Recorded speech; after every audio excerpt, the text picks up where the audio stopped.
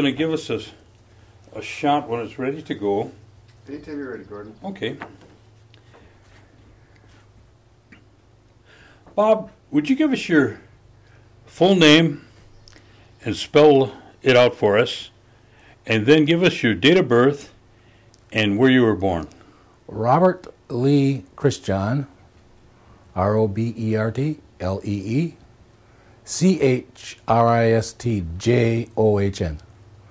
I was born in Wauwatosa, Wisconsin. And what year? 1942. 1940, okay. And give us the name of your parents. And your mother's my maiden mother's name. My mother's was Emily Christjohn, and I was raised by a non-Indian family. Gordy, we didn't get an actual birth date, just the year. September 29. Ooh, mine's the 30th. See, I told you you had something in common. Yeah. Okay. All right. Your mother, Emily Swamp? Yep. Okay. And your parents that raised you? Gertrude Snow, her name was, and Claude Snow. And where were they from? They were from Appleton. I was dropped off there when I was 6 months old, and I left the day I got married when I was 26. Oh, wow. And what were the background of your parents, your adopted parents? My dad worked in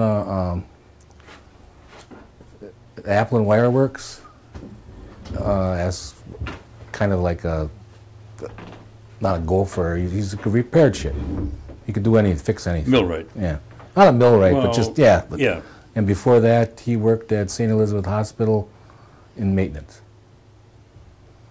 And what was his educational background? Did he ever talk about it? 6th grade. 6th grade. And was that around the Milwaukee area? No, he was from South Dakota. South Dakota? He's a cowboy from South Dakota. You're kidding. No. How did he ever get out this way? Well, he met my mother in St. Paul. She graduated from Teachers College in a 2-year program in Eau Claire. That's where she was raised. And they moved to Appleton during the Depression. He got a job working for St. Elizabeth Hospital, and that's how they got to Appleton. But how did he go from a cowboy coming I think my mother took his spurs away.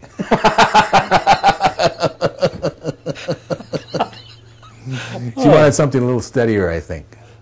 Oh, I see. But I mean, he was a real cowboy. Yeah. Yeah. Did he ever go? Did he ever go back, or did he ever take you back No. to his area when you got older? But we did ride horses and stuff, and he still was pretty handy with a rope when he was an older guy. What part of Montana you said, right? No, South Dakota. I mean South Dakota. What part of South Dakota? I really don't know. Oh, okay. He was kind of went from. I don't think his work was that steady, and he just went from place to place. Oh, I see. Okay. And then they lived in Appleton. Yep. Okay. And let's talk about your ma. Mm-hmm. Tell us something about your ma. Well, my mother's name is Emily Christjohn Swamp. Excuse me. She was a language teacher extraordinaire down in Milwaukee. I was fortunate later on in life to meet her, and we got together as a family. And my sister's name was Marilyn. And I had another sister that preceded her in death. I just can't think of her name right now. Okay. She died of cancer. And is Marilyn around the? Yeah, Marilyn and Fred live right here in Oneida now. They lived in Milwaukee all their lives, but they moved up here. And what's her name? Johnson. Marilyn Johnson? Mm-hmm. Okay. And what's her husband's name? Fred. Fred. Frederick the Terrible. Now, is he Oneida or? Menominee. He's Menominee. Okay. From South Branch. And how old is she about?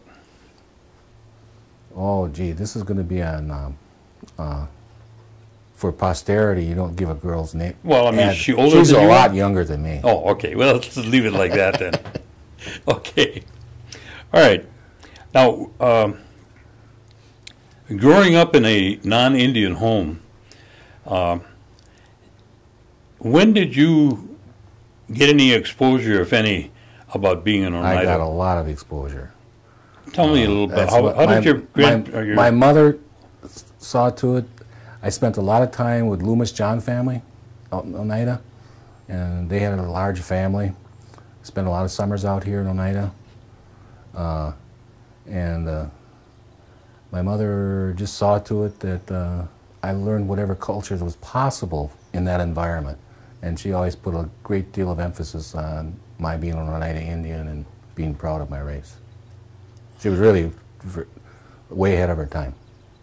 So you grew up from small, knowing you're an Oneida, Oh, yeah. living in a non-Indian family, yeah. with a non-Indian family. And looking back now in retrospect, do you think that is more advantageous for, you know, the young person as opposed to, you know, all of a sudden it falling on your shoulders at a later Oh, time? yeah, that was critical for me.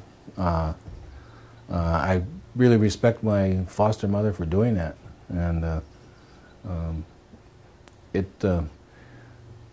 when I graduated from college was a little later in life. I was 29 years old. I flunked out right out of high school. I had an opportunity to go to work for the Winnebagos. And I opted to go to work at Wilson Junior High School. And my mother, my foster mother, was very disappointed. She said, "You know, son," she says, "you spent a lot of time finally getting through college. You have an opportunity to go to work for your own people. You really disappointed me." And 2 years later, I did go to work for the Oneida people, and she was happy. She was lived long enough to see that. Now, living with a foster family was at the time, was your sister anywhere near you, No, or was she no. raised Marilyn somewhere else? Marilyn did not know I existed until Well, you didn't know each I other was at the adult. time. No. Okay. And living with a foster family in Appleton, you pretty much had the same kind of upbringing and neighborhood goings-on as the kids surrounding you, I'm sure. Yeah. I was probably about the only chocolate face in the third grade. You know, The only what? the only chocolate face in third grade, fourth grade, fifth grade. And then there were two other Indians in the high school I went. And what about any kind of indifference to the chocolate face? Was there any at that time? No. No? That was not an issue. As a matter of fact, most of my teachers were aware of it, and they also supported my growth in that area and saw to it that I was proud of my background. And you say you spent, you know, various times out with Lomas John's family. And what kind of involvement would you have through his family into the community at the time? Probably not much. I mean, they were a very religious family, and they didn't participate in the community events that took place at the time, like the rest of the community. They were pretty isolated themselves. But we picnicked with other families and with their extended family. And How did you get hooked up with Lomas family? Thomas John, their second oldest son, had broke his back, and he got tuberculosis set in on it. And when he got out of the sands in Madison, he had to have physical therapy every day. And they lived in Outagamie County. The only place for physical therapy at the time was Morgan School in Appleton. And so Tom went to high school with us. So he was like my he was my brother, foster brother. And that's how I got hooked up with him. Okay. But there was no accident that another Indian kid was brought into our family. Mm-hmm. And where did you go to school? Appleton West, Appleton School District. Now, what were your responsibilities at home in terms of any kind of chores or anything that you had to do before and after school? You pulled your weight. You pulled your weight. We did not have, we heated our house with wood. When I was a little kid, I had my own little 2-pound hammer to split wood with my own little chisels. I remember that. And and then we got, after my foster father died, then we got coal. And the year before I graduated from high school, we got a stoker. And that was my job, keep the fire burning. That amongst other things, lawn work and stuff like that. And I always had a job. From the time I was a little kid, I peddled papers. I had a lawn business. I actually had kids working for me. Bought a couple of lawnmowers, power lawnmowers, and had my own little crew out mowing lawns in the neighborhood. Was there any other foster children in the family? Yes, my mother had 54. How many? 54. 4? 54 foster children throughout her career. Holy smokes. But I was the first one and the last one, you know, but they came and went throughout the years. Man, she was a... Yeah, she was a remarkable woman. She really was. She had to be. Yeah. That many kids. Plus 5 of her own. Five of her own, too? Oh, man. Well, your foster father had to really work around the clock to keep that family going. Yeah, he was a busy man. Now, when you got in, going from grade school to high school, were there more Indian students? There were only 3 other Indian people in the high school I went to. Mm-hmm. That was it. And what about any of your grandparents? Did you have any connection with them at all? No. Okay. Once you finished high school, what did you do then? I went to college. And where'd you go? I went to La Crosse. The La Crosse Indians, I might add, which are now the La Crosse Eagles. I see. But back in those days, it was the La Crosse Indians. Thought I could play football and managed to flunk out. I wasn't ready for college. You what? I wasn't ready for college. Okay. And I was a fairly decent athlete. Did you still have the kind of same weight you had right now, or are you a little lighter? I was just a little lighter. I'm on my way back down. I want to get my playing weight. I started out my freshman year. I was 230 pounds and 6'2" tall. I was a big boy. That's big. That's good size. And then I played football and track and all that kind of stuff. But then I played semi-pro football for Manitowoc Chiefs, which is it's defunct. That was kind of like a semi-pro. Yeah, semi-pro football. I loved it. It was great. Great experience. And that was okay. You say you dropped out of school then? I was asked to leave. Oh, okay. If your grades aren't at a certain grade point, they ask you to leave. And at that time, were there any help available from the tribe? Yes, I had a full scholarship to go to school, and that's the dean from the university was very upset that I wasted his time and wasted the school's time. But then when I went back, he was still the dean. After I got married, I got out of the Army, I went back to college. And I pulled a 3.2, I think, the first year I was there. So from there on in, it was uphill. All right, you dropped out of, or you were asked to leave. Mm-hmm. And once you went out that door, where did you head to? Well, I worked a little construction. Was out of work. I had holes in my shoes. And my mother wanted me to get a haircut. And I said, as soon as this haircut gets too long for you, I'm joining the Army. And that's what I did. And what year was that? That was in 1963. 63? 63 to 66 I was in. Okay, and what did you go into? I was a clerk, administration. I worked what for branch? Army. Army, okay. And I worked in division headquarters at Fort Riley, Kansas. And was that your full tour in Kansas? I had some temporary duty at Camp McCoy, Wisconsin. And then I taught at Fort Dix, New Jersey for 6 months as temporary duty. I was a pretty good soldier. I I made sergeant in pretty record time. Did you do any sports while you were in there? Nope, they stopped football that year I went in and started it the year I left. So you did a, how long a tour? 3 years. 2 years? 3. 3 years. Regular Army. Okay, when'd you get out? 66. And you stayed stateside all the time? Yep. Okay. And 66, then what did you do? Then I kind of was a single guy raising heck and having a lot of fun, and I met my bride and we went back to college. And what was your bride's name? Judy, J-U-D-I. And her last name? Her last name was Rankin. Rankin? Mm-hmm. And where was she from? She was from Appleton.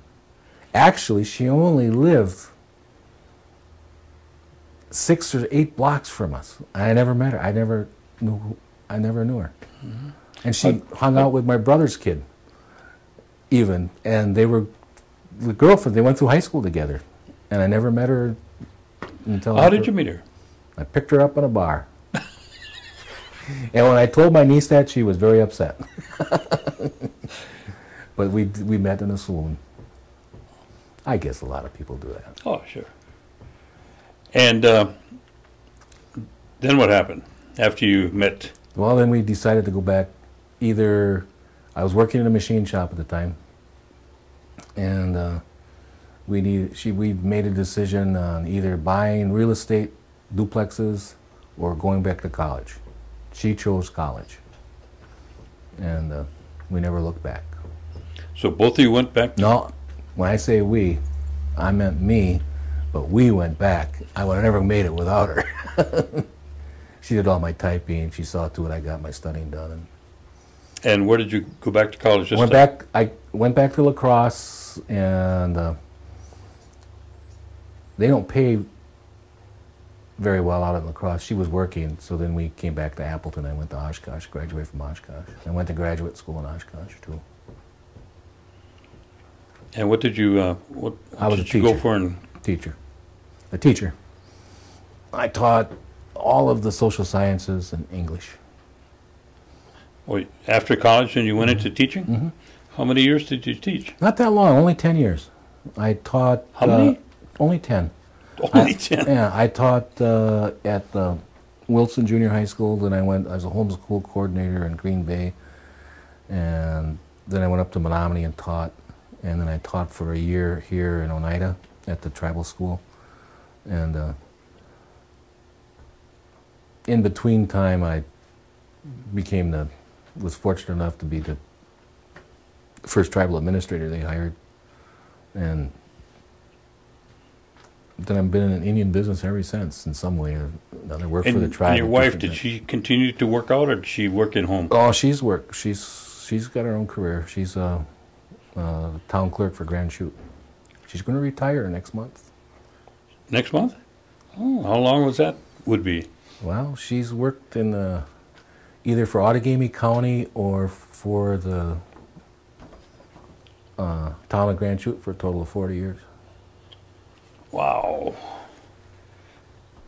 I didn't realize she was that old. She didn't seem to be when you met her, huh? Well, I'll tell her that. Yeah. All right, you're teaching school, then you came to work for the tribe in what capacity again? I was the first tribal administrator they hired. And what year was that? 1972. We had an annual budget of $364,000, 14 full-time and part-time employees, and they hired me to run the place. I thought I was on top of the world. It's amazing what this place has come to. Now, okay, looking at that, what would your guesstimate be in terms of the tribal revenue coming in that was generated by grants compared to what was generated by the tribe itself? Well, or was there any generation? It wasn't that much. Most of our was grants, a large percentage of it. In fact, I think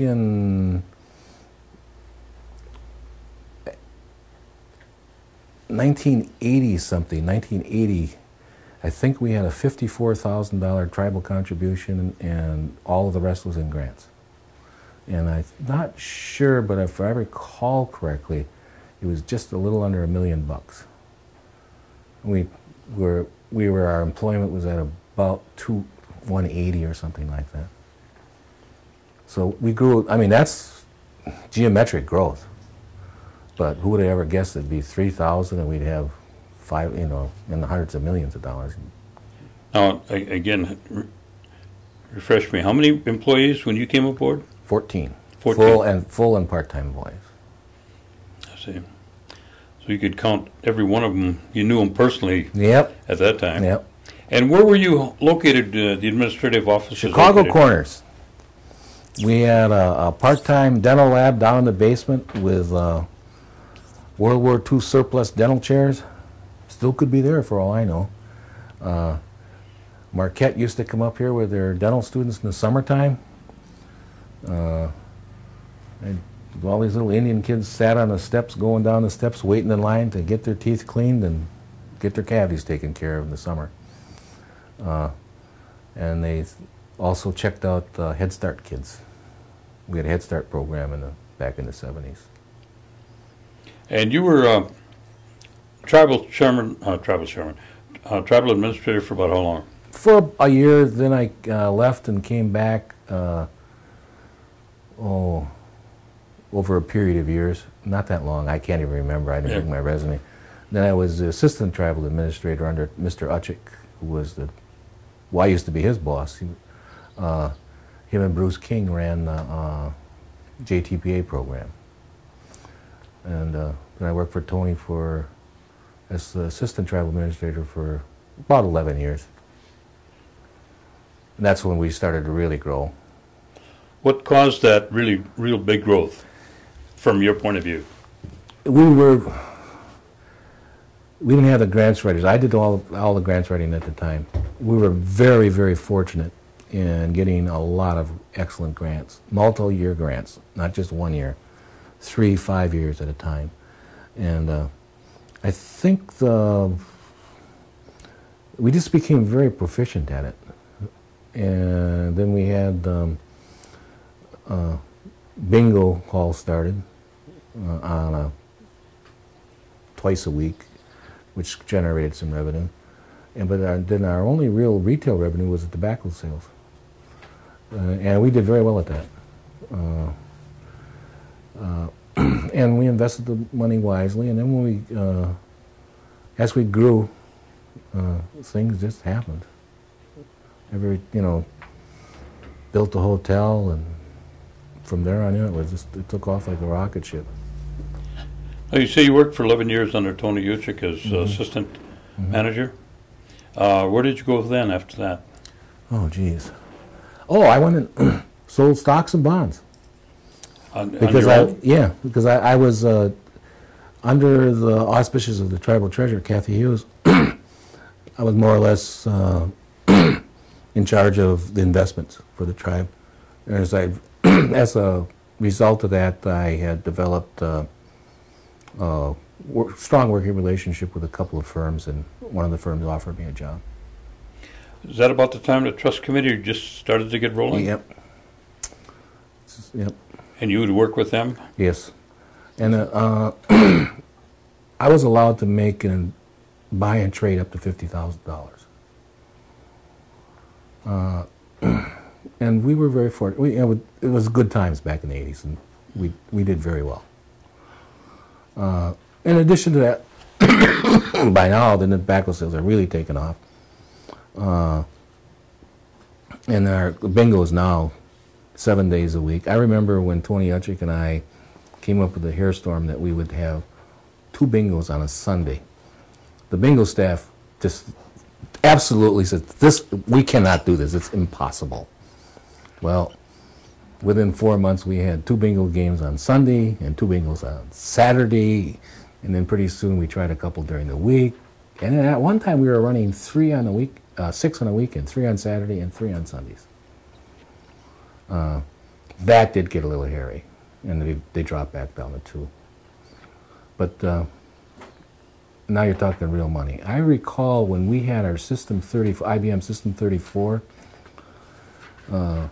one day, Mr. Clucky, who's still in charge of our computer systems, was charged with closing out on a monthly basis. Within 10 days, this better be closed. We had some problems with it before. He came waltzing up to me and he says, I got a problem. I said, it better not be that you can't close. He says, I can't close. I don't know what I'm doing. Now we're running everything in, and it just comes out all garbled.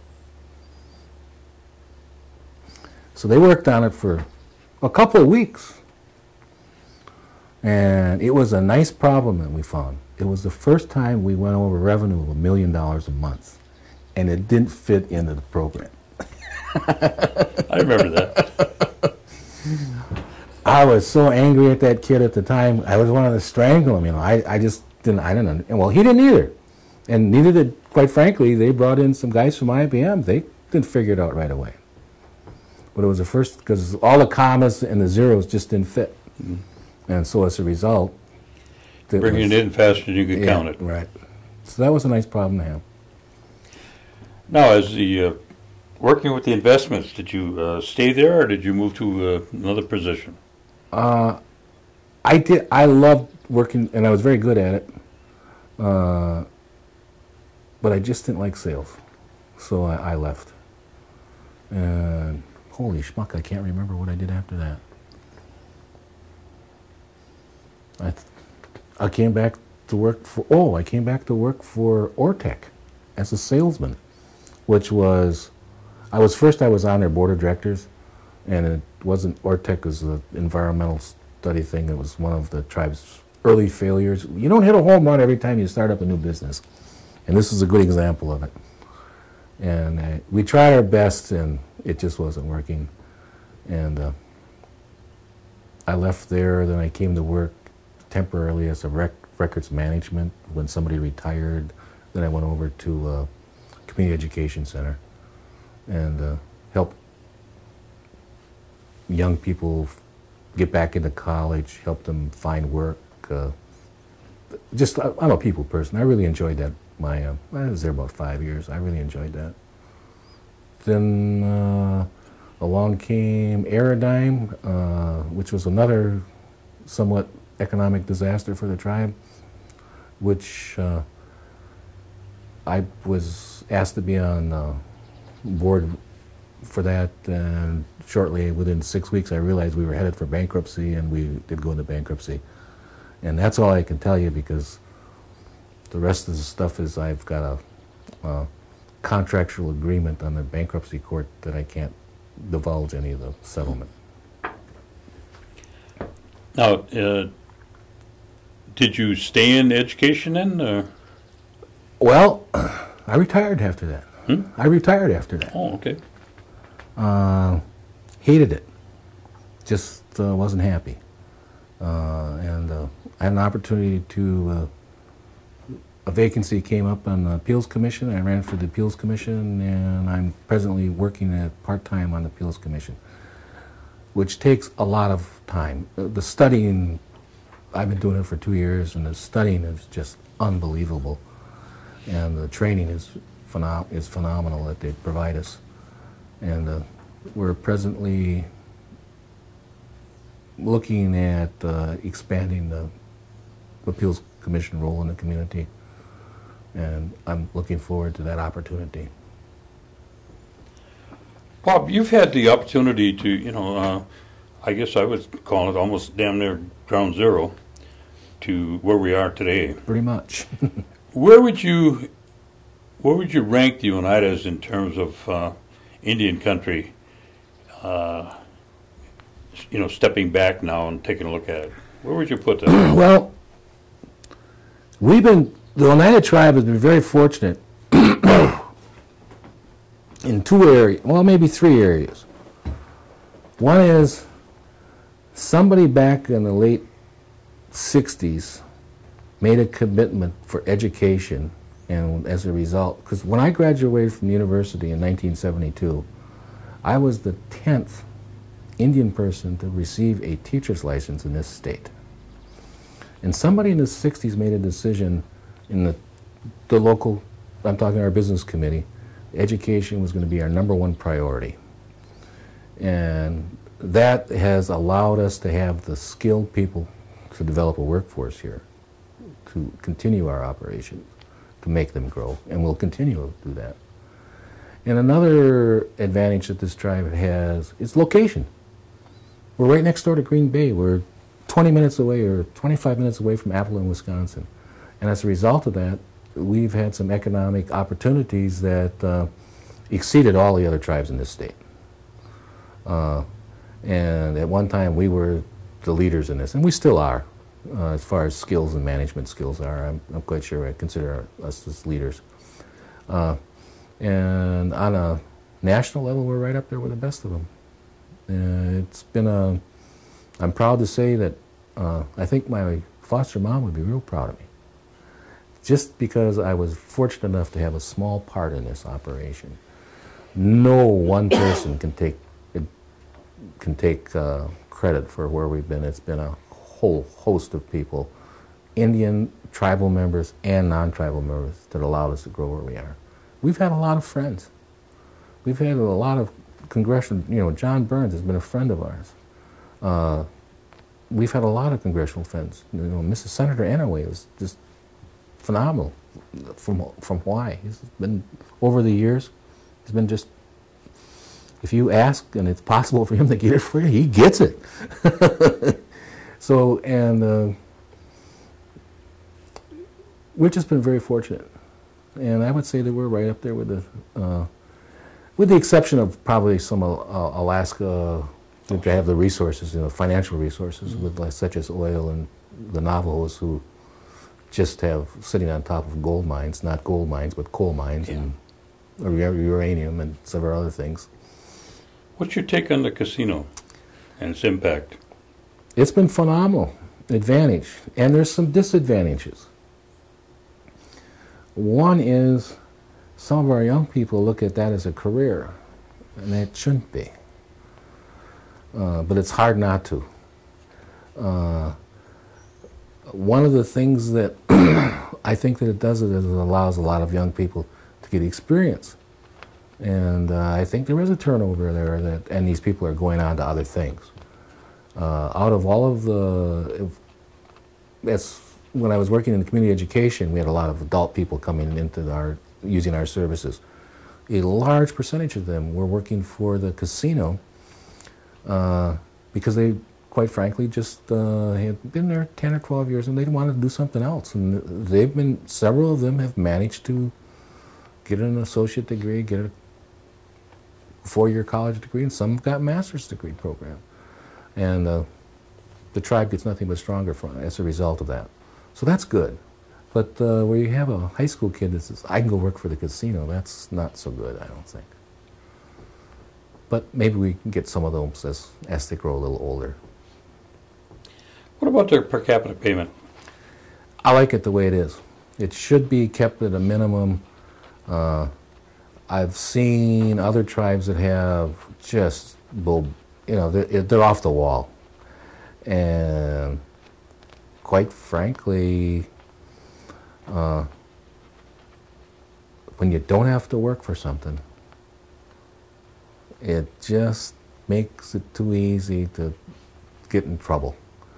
Now, I'm not saying all of the people that are having, a lot of those folks have invested their money wisely. I know for a fact that they've done that, and are very wealthy people today, and that's great. But there's also been quite a few that haven't done so well socially and have gotten into a lot of difficulties as a result of having too much money to spend and no direction to at all. If I had my way, I don't think that we should give a 18-year-old the per capita payment today. I think it should be done over a period of time when they're 25, 28 years old, somewhere in that area. Because unfortunately, some of them they go out and buy a car, and the cars wear out. And if they kept that there until they were 30, now you're talking about some real money, and they can buy a house with it. Let's talk a little bit about Oneida culture. When did you feel that you became more aware of the United culture and what it is? I think it's a learning process. I'm still learning today. The Haudenosaunee is something that I was just reading in a book at noon today. Mr. Lyons, I just had some time in the library, went down to the library, and was reading a book that Vine Deloria had written. It's, I think I got a real great appreciation for it when I started to study history, seriously study history. And needless to say, I kind of leaned towards the Indians and have become pretty proficient in it. And as a result, I think I've grown from it in all kinds of different ways. I can't measure them. That's a hard question to answer, Gordon. It really is. Well, what aspect of the culture would you like to see that we as Oneida people cling to and keep, if at all possible? There's a real commitment to the language, and I'm embarrassed to say that I haven't learned it. My mother taught it. My Uncle Amos taught it. My Aunt Marie taught it. My Aunt Anna spoke it fluently, and I guess I was just too stupid to pick this up. And I regret that. And maybe I'll do something about it in my later years. But I think that a lot of young people are picking up the language, and I have the greatest admiration for the people that are teaching it and for the people that are learning it. I think it's important. I think that people have asked me this before. What's so different about being an Oneida Indian than anybody else? And I just tell them, if you gotta ask, you'll never understand. My wife's non-Indian, and she understands. She gets it, and I can't explain it. It's just something that when I drive out here to the reservation, I have a good feeling every time I come out here. Tell me a little something about the necklace. This necklace was made by my Ghazi from New York, Dick Christjohn. There's wampum beads, and it's the Six Nations. The Iroquois Confederation are the chevrons, and this T here is symbolic of the Great Tree of Peace. All wampum has a message, and that's what this has, is a message. And it's something very dear and near to my heart. Dick's no longer with us, and this is a very valuable piece of in remembrance of him and also my people. It's really important to me. You and your wife don't have any children. No. But what I'd like you to do is give me your feeling in terms of recommendations that you would like to give the children in the future, because hopefully the interview that we're doing today, at least the goal that I would like to see, is that this be put on the computer network, where students in the schools could go in and type in Bob Christjohn and say, let's look at his education background, or let me hear what he talks about education or culture or work, and they could type this in, and those segments of your interview would come up. Mm-hmm. And what kind of recommendations would you give overall to the youth coming behind us? Well, I can pass on some words of wisdom for that. But the one that I have, Norb Hill Sr., who was a mentor of mine, long left this earth, always told me that take the best of both worlds, Bob. He says, you've got experiences that some other people don't have, and there are a lot of Indian people here in this community that have experiences that you don't have. And if one thing I can get across to the future generations is education is number one. I mean, it is very, very important for the future of this organization and this tribe. I think it's a responsibility for everyone to do the best they can and get as much education as they possibly can. But in the same token, it's very important, and I don't think I can prioritize this. It's also just as important to remember when you walk over here on the cemetery, you can walk up on that hill and you can find people that have been there for a long time. And many of them are veterans. We got veterans in that cemetery from the Civil War. And out in New York, we have veterans from the Revolutionary War. I think it's very important that we honor that memory. But you have to also honor what they stood for. They weren't just there for representing their flag in their country. They were representing their own personal flag, the Eagle Stand. And I think that's what made them great warriors, or great. Most people that went into the service, military service, Oneida people, have done very well. And I think that's something that has to be honored. And the other thing that has to be honored is family.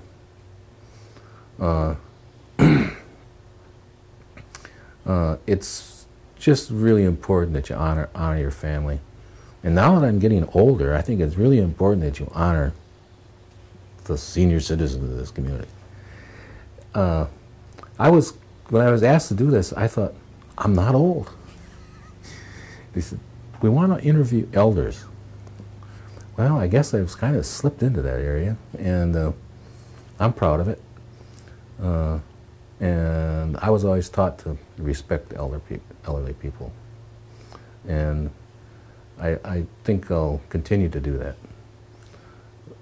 The other thing that I would like to share with the next generation is just have pride in your community, in your family.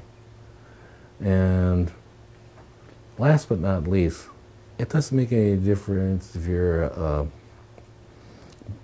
strictly advocate of, or a strict follower of the Oneida traditional ways, if you belong to the Episcopal Church or if you belong to the Methodist Church, is that someone created this work. And you got to respect that.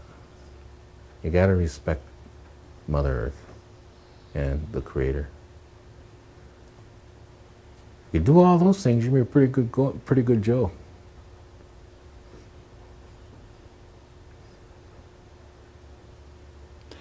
I want to thank you for coming down. It's been a pleasure. Appreciate this very much. Although I just barely, I want to go on record, qualified for elder. And that's all we ask. Restored as you will be.